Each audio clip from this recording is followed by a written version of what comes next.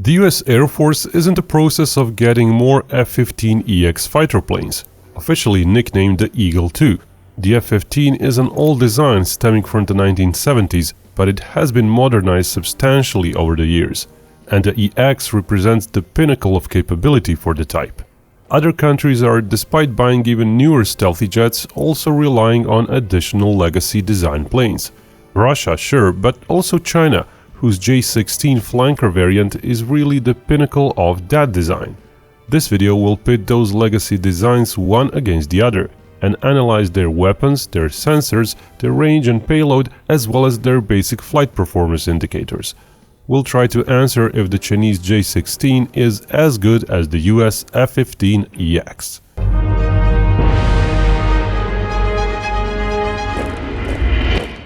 Salutations everyone! I recently realized I was being charged for a streaming video service, one that I thought I cancelled months ago. Basically, I have overpaid a few months of no use. Today's sponsor Rocket Money can help in such situations and do more. Rocket Money is a personal finance app that helps you cancel subscriptions, lower bills, and manage your money better. I'm subscribed to several other streaming services, not to mention that making YouTube videos requires software subscriptions. But I've got so much on my plate that I can't always track everything. I'm using Rocket Money to identify recurring charges, and Rocket Money can even cancel unwanted subscriptions for me. I love the spending analysis feature. I can set a budget and Rocket Money will automatically monitor my spending by category and notify me when I exceed a limit. Rocket Money has helped save its 5 million customers up to $740 a year, with over 500 million in cancelled subscriptions. To save more and spend less, join Rocket Money and go to rocketmoney.com/Binkov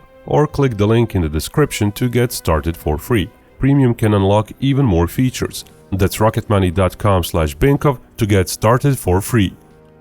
This analysis will compare the most important metrics for combat jets in Binkov's opinion.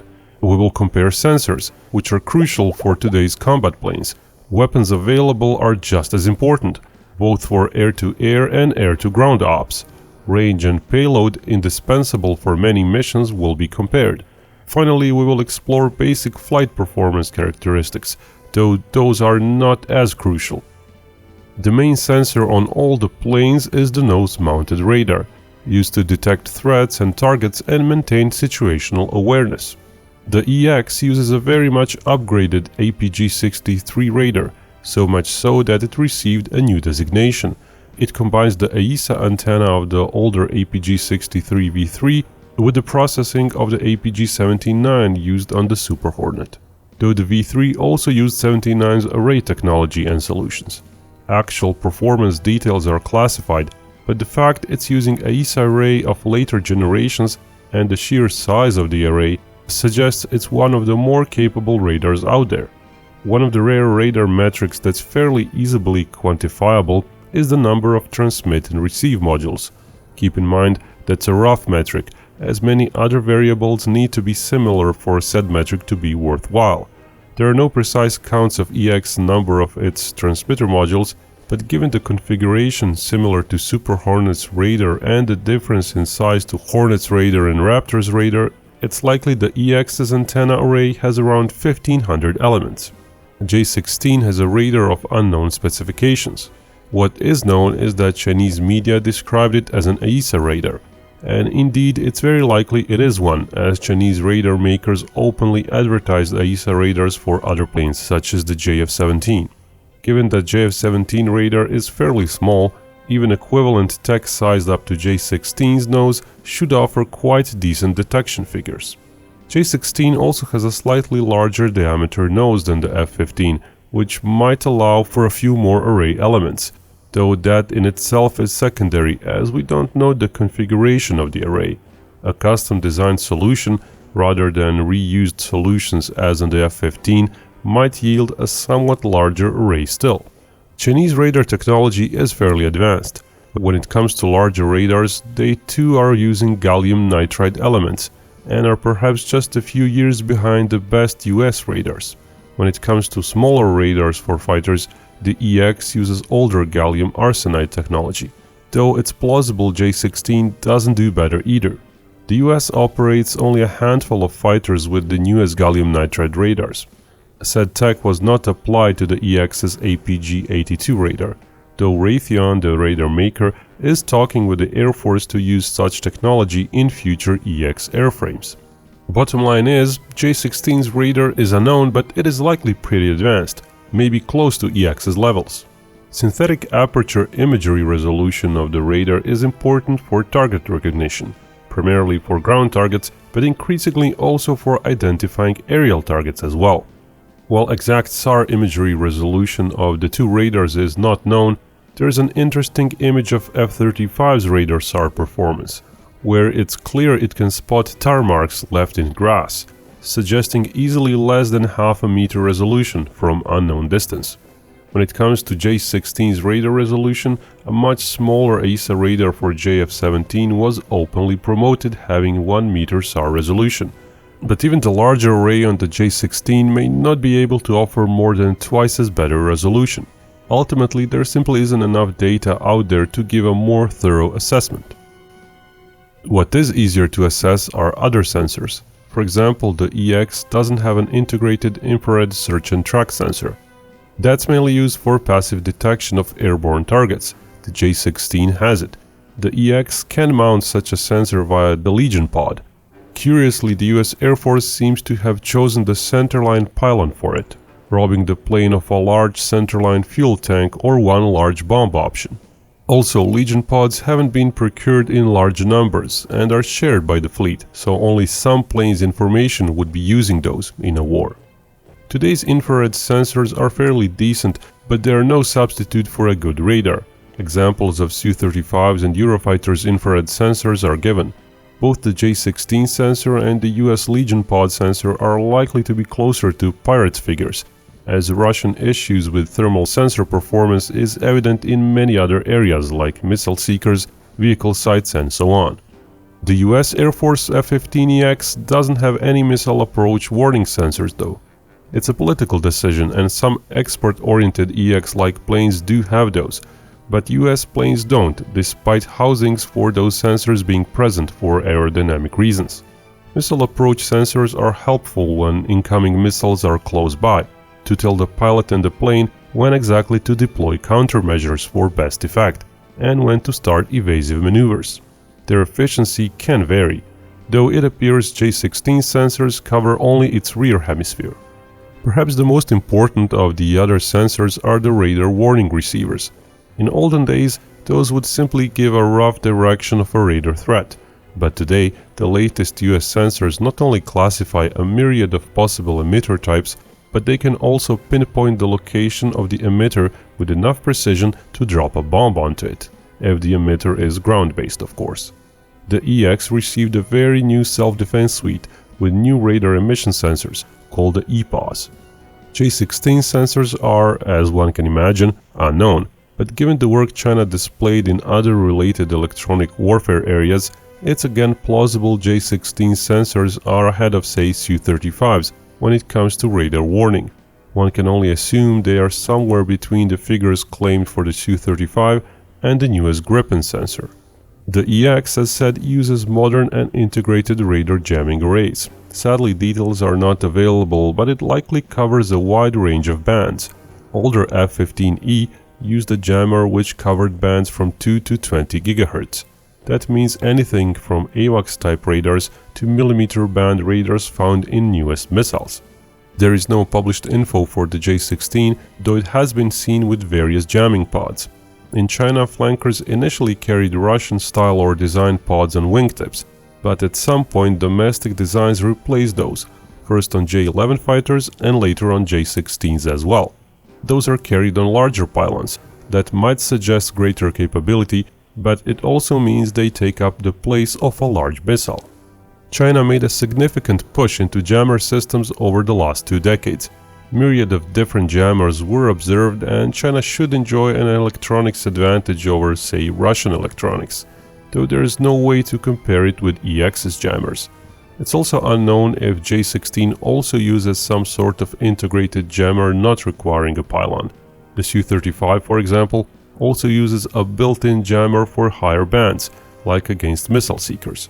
Besides avionics, which are crucial for both air combat, ground strikes, and self-defense, Another area that's important for a fighter are its air-to-air weapons. The F-15EX uses state-of-the-art missiles put into service in the last several years. For short-range work, it relies on the Sidewinder X Block 2. Sidewinder X uses a high-resolution imaging infrared seeker, then couples it with the data link and vectored thrust. That means it's fairly resistant to countermeasures. It can be efficient even if initially fired without a lock-on, as the data link will provide the missile with further info in flight. And its redesigned body and thrusters enable very high maneuverability. The only downside is that the X retained the basic rocket motor of older Sidewinders, so its range is only somewhat improved over Sidewinder M, for example. The J-16 uses the PL-10 for short-range work. It's available for export, so some stats are known. It uses an imaging infrared seeker of unknown resolution. Its range is stated as 20 kilometers, but that's very likely an understatement. Of course, maximum stated ranges of missiles are in reality rarely achieved. Usually half the maximum range is more useful. PL-10 seeker, while possibly less advanced than the Sidewinders, is also larger due to the larger missile, so that may compensate for performance. But in today's day and age, short-range missiles are not used often. Active radar-guided missiles are the go-to weapons of modern fighters. The EX relies on AMRAAM, of course, the latest D variant. It's now 10 years old, but it has received further small modifications since. China replaced its PL-12 missile with the PL-15 as the mainstay missile, since around 2016. Both missiles feature roughly similar technology, relying on planar slotted radar arrays and data links. Though it's not known whether PL-15 uses a two-way data link and satellite navigation, like AMRAAM-D. The combination of the two enables AMRAAM to use quasi-ballistic trajectories and achieve very long ranges. AMRAAM's range was never really officially stated, but it was thought for a long time that the D model could reach 160 kilometers. But in 2021, AMRAAM-D was tested to, quote, the longest known air-to-air missile shot to date. That was likely referring to US missile tests, though. But even so, it points to a shot from a distance of at least 204 kilometers. Back in 1973, the AIM-54 had a record test launch at 110 nautical miles. It's usually standard to provide missile range as launch range, not missile flight distance. AMRAAM's record launch was against a subsonic drone, so actual apples-to-apples comparisons are still hard to do. Against fighter-like targets, AMRAAM's range is likely shorter. The export variant of the PL-15 is advertised with a 145 km range, though the full range of its domestic variant is likely longer, as US Air Force generals would often insinuate when talking about the need to beat the PL-15. Given the larger mass and likely larger rocket motor, it's plausible the PL-15 has indeed somewhat longer reach than the AMRAAM-D. At 200 kilometers away, it's likely retaining a higher speed than the energy-spent smaller AMRAAM. The larger diameter might also compensate for seeker quality, if PL-15 seeker lags there. Besides the medium-range missile, the J-16 relies on long-range air-to-air missiles as well. Frontline unit J-16s were observed with the large new missile last year, pointing to the missile reaching service. Its wingless configuration points to high speeds and quasi-ballistic trajectories.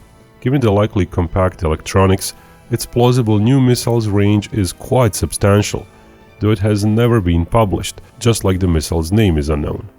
Both planes are fairly big and can carry many missiles. Of course, the EX carries no very long-range missiles. J-16 may be large enough to find room for 3, though that's an estimate. When it comes to medium-range missiles, the J-16 can carry 10, while the F-15EX has been spotted test flying 12 such missiles. Some computer renders showed even 16 AMRAAMs, but no such loadout was tested or is used by the US Air Force. More realistic loadouts would mix and match missile types, and would likely not even max out the number of missiles. The very large missiles may also be used on only some of the plane's information, but a notational plausible maximum loadout for both planes may look something like this. It includes the J-16 opting for a jamming pod on one of its pylons, instead of a missile. There's a whole myriad of air-to-ground systems available, with many of the Chinese systems not even having any stats disclosed, so we'll keep the air-to-ground weapons section shorter. The EX can carry a wide range of guided bombs. That is its strong suit, compared to the J-16, as it really has a bomb type for every occasion. Not mentioned on the list is the super heavy GBU-72, a 2.3-ton bunker buster, nor many cluster munition types. It can also use an assortment of missiles. There are really too many to mention, as those can include non-US types, but sticking to the US weapons, all their major missions are covered. The US Air Force doesn't use the HARM on the F-15, but other plane users can use it. As one can imagine, Chinese missiles and bombs are largely a mystery. Weapons that China's Air Force uses often aren't advertised. Still, several different weapons were spotted on J-16 over the years.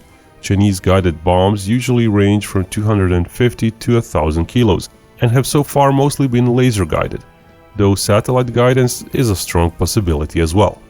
To effectively use air-to-ground weapons, targeting systems are needed. The EX and J-16 rely on a combination of external targeting pods and their radar for synthetic imagery. The EX usually relies on the Sniper XR targeting pod. There's really no way of knowing how good Chinese targeting pods are, but they've been observed on various fighters fairly often. Planes can also be used for recon, of course. Special radar or optical pods are used on such missions. The F-15 has been spotted using the DB-110 optical pod, at least outside the US, and the US Air Force uses the Dragon Eye radar recon pod. Those are potent recon solutions that expand the usefulness of the F-15. So far, J-16s haven't been observed with any sort of dedicated recon pod. If they indeed don't have those available, Air Forces using such planes would need additional recon platforms to enable their fighters to be fully effective in ground strikes. That's something that poorer or smaller countries might struggle with. Finally, what's any weapon or sensor good for if it's not flying where you want it? Range and payload are crucial for fighter jets, especially for ground strikes, and they're always intertwined. Payload is often a function of lift, empty weight, and hardpoint weight limitations. The F-15EX is advertised by Boeing as being able to haul over 13 tons of payload. The J-16 doesn't have any figures published, but it should plausibly be close to 8 tons published for Su-30 and Su-35. Of course, in the real world, every kilo of payload means less range and a more sluggish plane, so real-world planes won't haul around 8 or 13 tons. Indeed, over Iraq, Strike Eagle's loadout was rarely over 3 tons of bombs, and no loadout was over 5 tons. Published max payloads are thus largely theoretical. Planes' structures are rarely made to withstand such repeated heavy loads, though another of the EX's strong suits is exactly that, a new redesigned internal structure good for 20,000 flight hours. Sukhoi advertises their Su-35 airframes as good for 6,000 flight hours. J-16s aren't likely to be rated for much more than that. While exact ferry range for the EX hasn't been published, it's likely not far off the Strike Eagles. The US Air Force puts it at 2,400 miles. Sure, EX's engines may be a bit more fuel efficient, but given the longer airframe life and tendency of new planes to gain weight despite newer construction technology, it's likely the EX is somewhat heavier than the E model, thus unlikely to be longer-legged. But one has to keep in mind that the Air Force isn't likely to share the true range figure with the public. For example, F-15C with conformal fuel tanks has been tested and precise range figures exist for it since 1992. That being said, the F-15C, even with CFTs, is lighter than the EX model and uses different engines. So the actual F-15EX ferry range is possibly a little over 4,000 kilometers. J-16, as one can imagine, has no ferry range published, but it's plausible it carries more fuel than the Su-30, as it's an airframe redesigned since the Soviet era. Perhaps it has an amount similar to the Su-35. The Su-35 is credited by Sukhoi with a 3,600 km max range. Su-30 is credited with a 3,000 km range. Russians like to add a couple of missiles to their max range figures, so completely empty ferry ranges are likely 100 kilometers greater. Assuming a similar empty weight and given the more drag due to the two-seater cockpit, J-16's ferry range might be closer to that of the Su-35. Roughly speaking, maybe 3,500 kilometers. But even that doesn't really tell the whole story. Combat mission radius depends on many variables: mission profile, altitude and speed, both of which change during a mission, allowance for combat and safety, as well as payload, involving weight and drag. More afterburner usage can easily lead to a combat radius that's even 3 times shorter than the ferry range. Also, the heavier the bomb load is, the greater the payload to lift ratio is gonna be. So range is going to drop more steeply for the F-15 than for a flanker, even when carrying the same bomb load. On the other hand, in air-to-air missions, the F-15 has less draggy missile pylons. So generally in air-to-air, the EX is likely to fully utilize its nominal range superiority. Unless it really needs the speed edge, then it's gonna forgo the conformal tanks and its ferry range will drop, possibly to around the J-16's levels. With CFTs equipped and heavy air-to-ground loadouts, its combat radius may not be more than 200 or so kilometers better than the J-16. In olden days, stuff like maximum speed, flight ceiling, acceleration and maneuverability were fairly important metrics. But today, with so many long-range sensors on the battlefield and data links sharing situational awareness, that's not the case anymore. Especially when all that data is coupled with potent long-range missiles. That's basically why Russia doesn't dare flying deeper inside Ukraine, and that's why we'll make just a quick rundown of basic specifications. Both planes have a similar flight ceiling of some 18 kilometers. The EX is likely to accelerate a little bit faster. Back in the 1980s, F-15C out-accelerated the Su-27 by some 10 or so percent. That isn't likely to have changed much. Maximum speed is the most substantial difference. The J-16 likely doesn't go much over Mach 2, but even there, Eagles often don't fly faster. The US Air Force doesn't see the need of going much over Mach 2, it rather relies on sensors and weapons. And with CFTs equipped, Mach 2.05 is a hard limit, so speeds there are comparable. Maneuverability-wise, Su-27 could better the basic F-15 in parts of the envelope. Both J-16 and the EX gained weight since those old models, so they're a bit less maneuverable, though the EX likely still retains a small edge around transonic regions.